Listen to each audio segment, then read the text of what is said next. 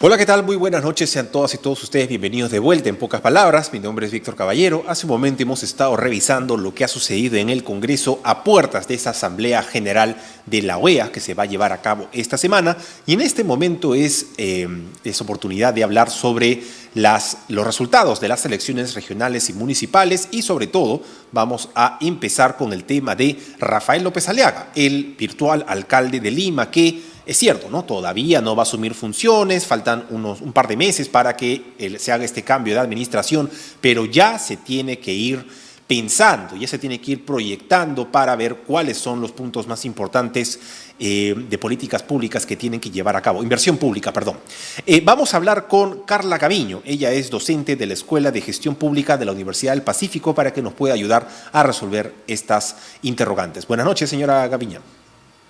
Buenas noches, Víctor. Muchas gracias por la invitación. Gracias a usted por aceptar y por estar aquí. Quisiera empezar preguntándole cuál considera usted que son los retos, los principales objetivos que tiene por resolver esta nueva gestión que ya está garantizada. Ya se sabe que ellos van a ser quienes suman la administración de la Municipalidad de Lima el próximo año, sobre todo en estos tiempos en los que hay muchas obras paralizadas, hay muchos temas pendientes, pasamos por una vacancia. Recordemos que el señor Jorge Muñoz terminó saliendo del cargo.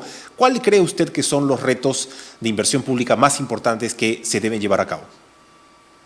Por supuesto, en general los primeros retos que va a tener que afrontar es dar continuidad, saber dar continuidad a los buenos proyectos que estén en marcha, que estén en camino, porque recordemos que ellos van a entrar cuando ya haya un proyecto de ley de presupuesto presentado que contiene un anexo con proyectos para ser financiados en el 2023.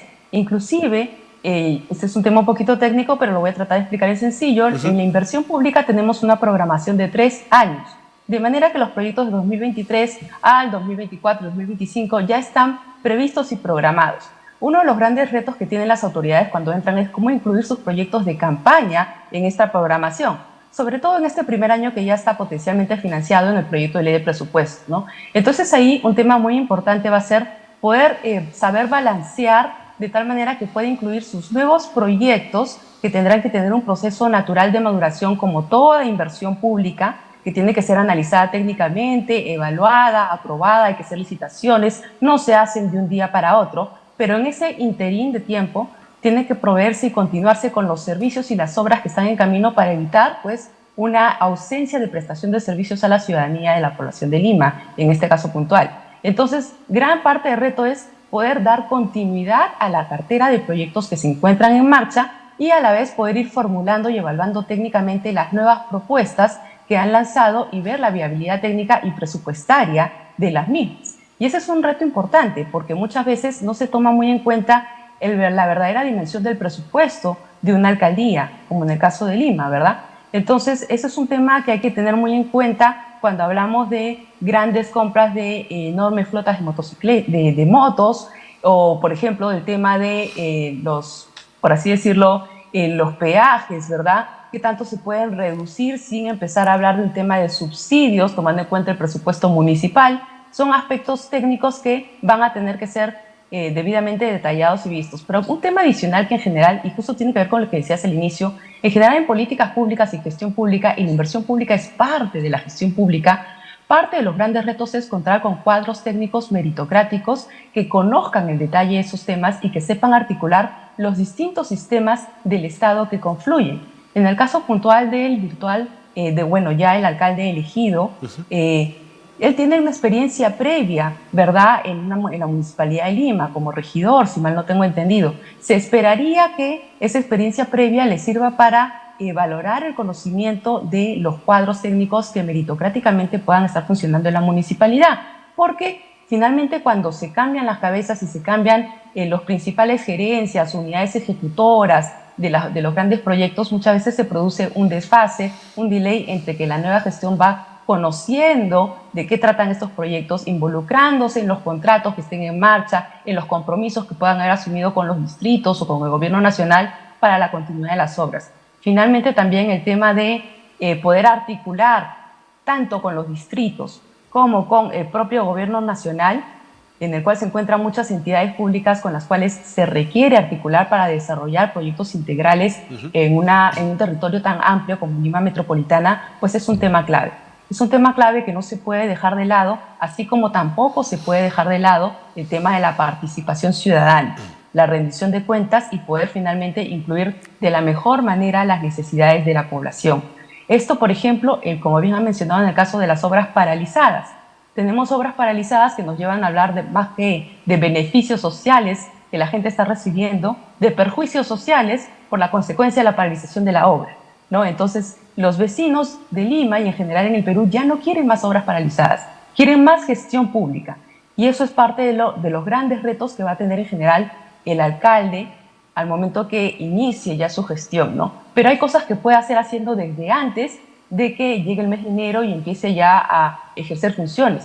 Puede irse capacitando a él, a sus equipos técnicos, puede ir informándose de la cartera de proyectos, haciendo una buena transferencia de lo que está recibiendo para incluir, por ejemplo, todas las valorizaciones de obra, todos los contratos que estén suscritos, todos los compromisos que tenga que respetar en el marco de lo que ya está aprobado y previsto en el presupuesto del 2023. Exacto, son muy importantes estos puntos que usted menciona, porque si bien es cierto que la nueva gestión todavía empieza en enero, eso no quiere decir que en estos meses que faltan hasta entonces él va a estar pues de brazos cruzados. Hay muchas cosas que puede ir avanzando y justamente hay un tema en el cual yo quisiera concentrarme. Y es que, claro, tenemos por un lado, como usted bien menciona, todas estas obras paralizadas por distintos factores, ¿no? Puede ser por un tema de que no se llevó a cabo una buena gestión, puede que hubo un pequeño percance con este tema del cambio de administración por el tema de la vacancia. Recordemos también el tema de la propia pandemia que puede haber ocasionado distintos incidentes, pero además de eso también tenemos las obras y los proyectos y los programas que el hoy virtual alcalde de Lima se ha encargado de difundir en la campaña y digamos que son bastante marcados, ¿no? Él ha mencionado una serie de medidas, de iniciativas que él quiere llevar a cabo y claro, esto si es que lo aterrizamos en la realidad no toma pues un par de semanas, no toma un par de meses, es una obra, una ejecución que puede llegar a tomar incluso un par de años y aquí tenemos también el problema de que él en algún momento ha sugerido la posibilidad de poder renunciar a este cargo para postular a la presidencia del Perú. Es cierto que ha hecho algunas aclaraciones al respecto últimamente, pero todavía no sabemos si es que eso se va a mantener hasta el final. Entonces, mi pregunta es la siguiente, ¿no? ¿Cómo podemos saber cuál es lo que usted considera al respecto de este problema de que, por un lado, tenemos estas obras pendientes que han quedado de la gestión que está a punto de terminar y las otras que ha prometido y no son tan rápidas de hacer? Claro, yo creo que un primer tema que tenemos que tener muy claro nosotros como ciudadanos y también las nuevas autoridades es que tenemos que acordar un poco con este discurso de son obras que heredé, no son mías, las heredé. No, uno no hereda, las obras no son de un alcalde o de otro, las obras son de una entidad pública que es una municipalidad, de acuerdo del Estado, para prestarle servicios a la gente. Una obra pública tiene un ciclo de vida que es importante que se madure, porque reducir plazos para pretender rápidamente inaugurar nos lleva a proyectos pues cuya calidad técnica y la calidad de los servicios que se van a prestar son pues puestos en tela de juicio. Una cosa que tenemos que tener muy clara nosotros como vecinos es que si el activo, si la obra pública viene mal, el servicio que se va a prestar también va a venir mal.